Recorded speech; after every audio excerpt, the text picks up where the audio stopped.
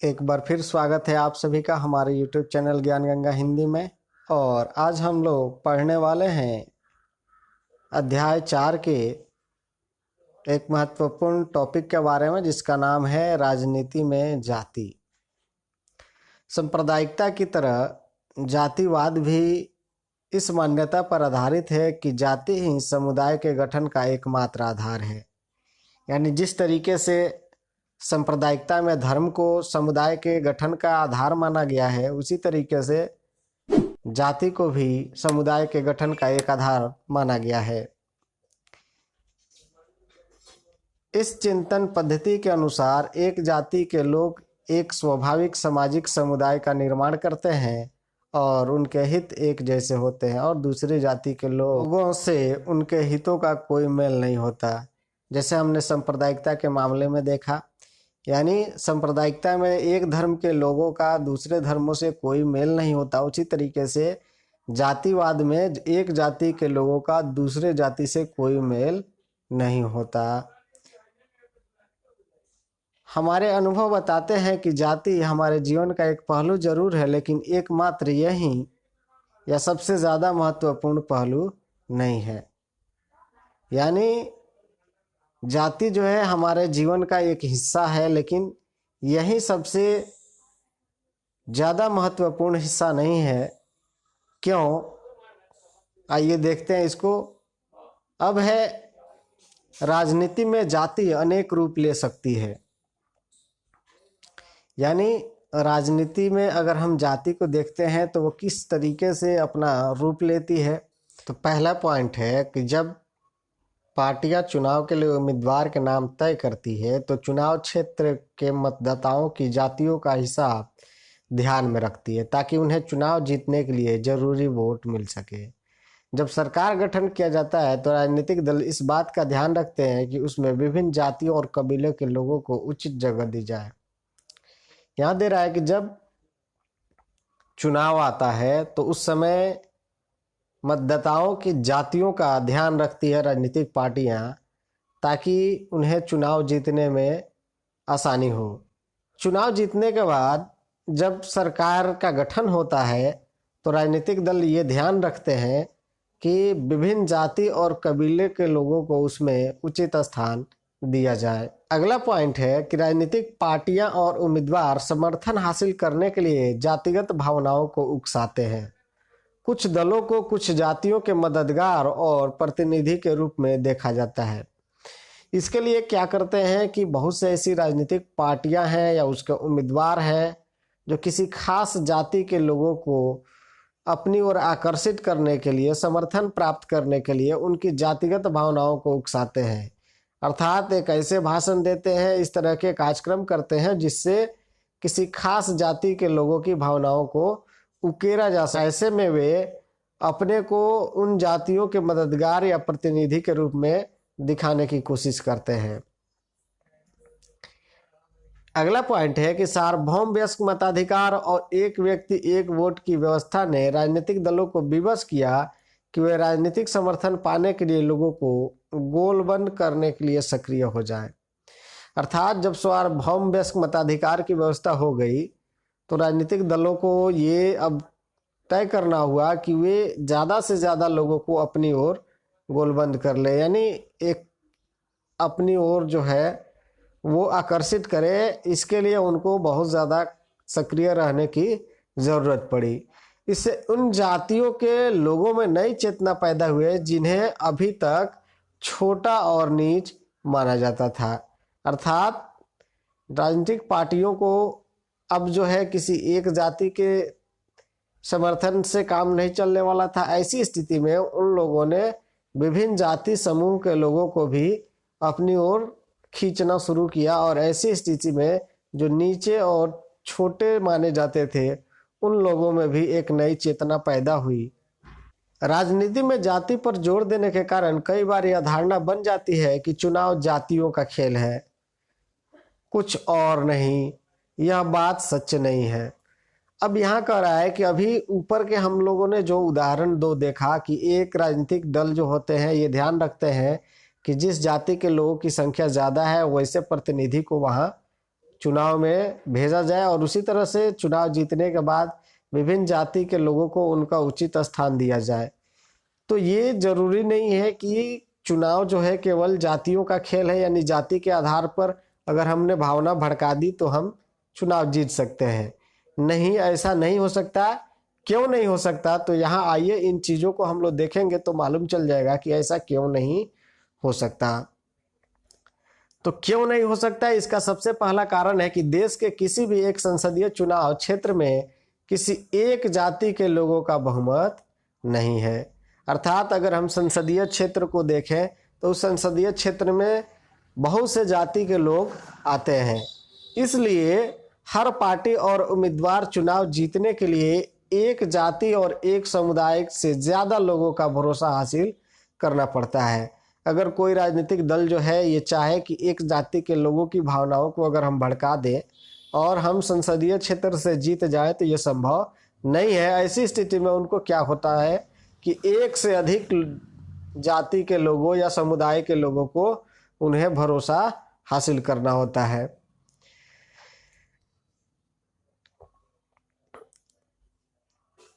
दूसरा पॉइंट है कि कोई भी पार्टी किसी एक जाति या समुदाय के लोगों का वोट हासिल नहीं कर सकती। जब सभी लोग किसी जाति विशेष की किसी एक पार्टी का वोट बैंक कहते हैं तो इसका मतलब यह है कि उस जाति के ज़्यादातर लोग उस पार्टी को वोट देते हैं। बहुत बार आप लोग सुने होंगे कि ये वोट बैंक है। तो वोट बैंक क्या होता है कि किसी खास पार्टी या किसी खास राजनीतिक दल से जो लोग होते हैं वो बहुत ज़्यादा करीब से जुड़े होते हैं, या उस जाति के लोगों की संख्या जो है ज़्यादा होती है जो लोग उस पार्टी को वोट देते हैं। इसका मतलब ये नहीं कि सभी लोग जो है उसी पार्टी को वोट देते हैं। उस जाति के जितने लोग हैं सभी लोग उसी पार्टी को वोट देते हैं, ये सही नहीं है। क्योंकि हाँ, ये हो सकता है कि उसमें ज़्यादातर लोग जो है उस पार्टी के वोट देते हों, लेकिन सभी लोग उस पार्टी को वोट दें, ऐसा नहीं माना जा सकता। इसीलिए अगर कहा जाए वोट बैंक तो इसका मतलब ये हुआ कि उस जाति के लोग जो है उस पार्टी के ज़्यादातर लोग जो है उस पार्टी को वोट देते हैं।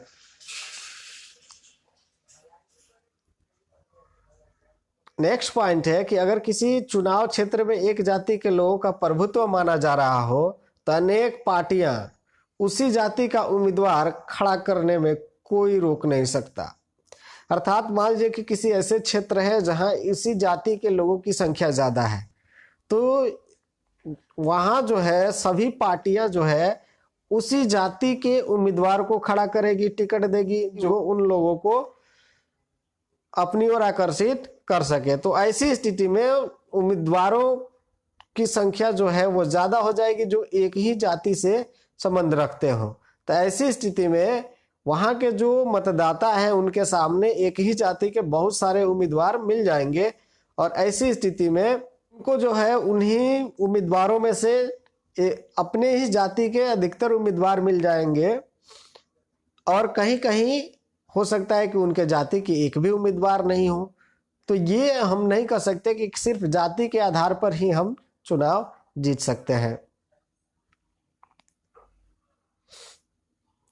अब अगला पॉइंट है कि हमारे देश में सत्तारूढ़ दल वर्तमान सांसद और विधायकों को अक्सर हार का सामना करना पड़ता है। अगर जाति और समुदाय की राजनीतिक पसंद एक ही होती तो असंभव हो पाता? निश्चित तौर पर यह संभव नहीं हो पाता। अगर ये मान लिया जाता है कि जाति के आधार पर लोग चुनाव जीतते हैं तो वो हमेशा जीतते, उन्हें हार का सामना नहीं करना पड़ता। लेकिन ऐसा नहीं है कि संसद जो हमारे जीतते हैं वो अक्सर हार जाते हैं अगली बार। तो ये कह पाना कि जाति के आधार पर राजनीति जो है वो संभव है, ये उचित नहीं है। अब इससे यह स्पष्ट होता है कि चुनाव में जाति की भूमिका महत्वपूर्ण होती है, किंतु दूसरे कारण भी उतने ही असरदार होते हैं। मतदाता अपनी जातियों से जितना जुड़ाव रखते हैं अक्सर उससे ज्यादा गहरा जुड़ाव राजनीतिक दलों से रखते हैं। अर्थात आप देखे होंगे कि एक ही राजनीतिक दल में विभिन्न जाति के लोग होते हैं, और ऐसी स्थिति में जहां उनके जाति के उम्मीदवार नहीं होते हैं तो क्या वे वहां वोट नहीं करते हैं? करते हैं। तो इसका मतलब ये हुआ कि वो जितनी ज्यादा अपनी जाति से जुड़े हैं उससे कहीं ज्यादा वे राजनीतिक दलों से जुड़े हुए हैं। अब एक जाति या समुदाय के भीतर अमीर लोग भी हैं और गरीब लोग भी हैं, तो अमीरों के हित अलग है, गरीबों के हित अलग है। उसी तरह एक समुदाय की अगर बात किया जाए तो उसमें भी अमीर गरीब लोग हैं, और अमीरों के अलग वोट देते हैं और गरीब जो होते हैं अलग लोगों को वोट देते हैं। अगर सरकार के कामकाज की बात चर्चा करें तो इसमें भी लोगों की राय अलग अलग है। तो ये भी एक महत्वपूर्ण भूमिका निभाता है कि लोगों की राय और नेताओं की लोकप्रियता चुनाव में अक्सर निर्णायक असर होता है। जैसे अगर कोई नेता अच्छा है, उसकी लोकप्रियता ज्यादा है, तो वो उस क्षेत्र में आसानी से जीत हासिल कर लेता है।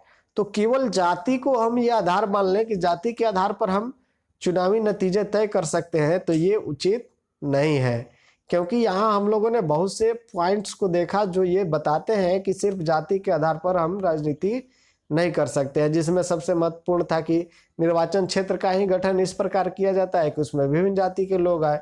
दूसरा है कि अगर उस जाति के लोगों की संख्या ज्यादा है तो विभिन्न राजनीतिक दल जो है वो अपने प्रतिनिधि उसी जाति के उतारती है। उसी तरह है कि अगर किसी जाति का वोट बैंक माना जाता है तो इसका मतलब ये नहीं कि सभी लोग जो है उसी को वोट कर देते हैं। हाँ, उसमें अधिकतर लोग वोट करते हैं। उसी तरीके से एक अन्य कारण हम लोगों ने देखा कि अमीर गरीब हर जाति के लोगों में होते हैं, तो ऐसी स्थिति में अमीरों के आवश्यकता अलग होती है, गरीबों की आवश्यकता अलग होती है। तो अमीर अलग व्यक्ति को वो अलग पार्टी को वोट देते हैं, गरीब अलग व्यक्ति अलग पार्टी को वोट देते हैं। तो ये सारे रीजन थे जो हम मान सकते हैं कि सिर्फ जाति के आधार पर राजनीति निर्णय तय नहीं हो सकते।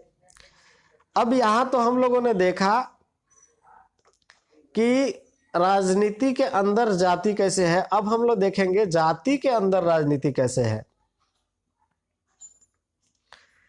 तो कह रहा है कि अभी तक हमने इसी चीज पर गौर किया कि राजनीति में जाति की क्या भूमिका होती है, पर इसका मतलब नहीं कि जाति और राजनीति के बीच सिर्फ एक तरफा संबंध होता है। यानी ये नहीं कि केवल जाति ही राजनीति से जुड़ी है, राजनीति भी जो है जाति से जुड़ी हुई है।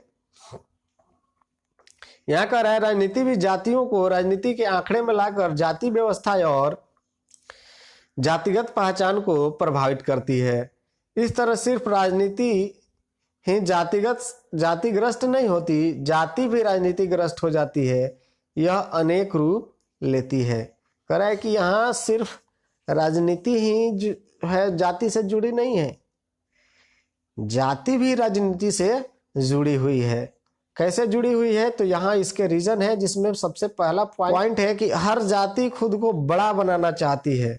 सो पहले वह अपने समूह जिन उप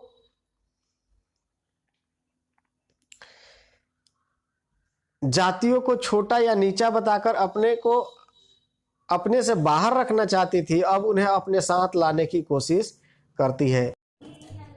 अब यहाँ एक जाति के लोगों का कोशिश ये रहता है कि उनके जाति के लोगों की संख्या ज़्यादा हो, ताकि उनका बोलबाला चले या राजनीति में उनकी महत्वपूर्ण भूमिका हो।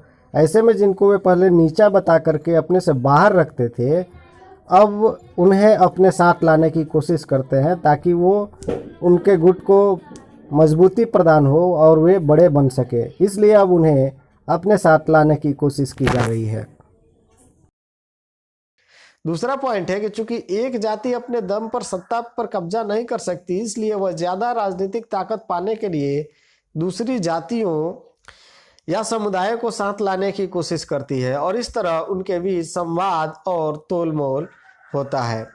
अब अलग अलग समुदाय के लोगों को जब एक साथ लाने की कोशिश की जाती है तो उनके बीच संवाद और तोलमोल होता है कि उनके जाति को या समुदाय के लोगों को किस तरीके से राजनीति में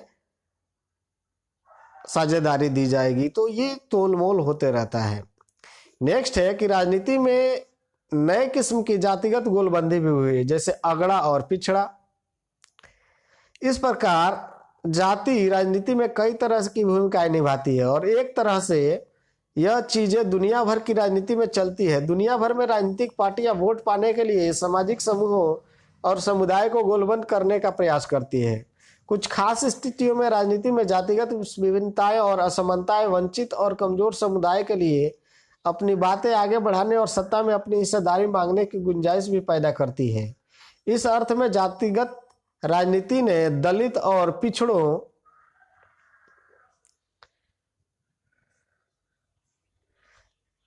पिछड़ी जातियों के लोगों के लिए सत्ता तक पहुंचने का निर्णय प्रक्रिया को बेहतर ढंग से प्रभावित करने की स्थिति में भी पैदा की है। अनेक पार्टियां और गैर राजनीतिक संगठन खास जातियों के खिलाफ भेदभाव समाप्त करने,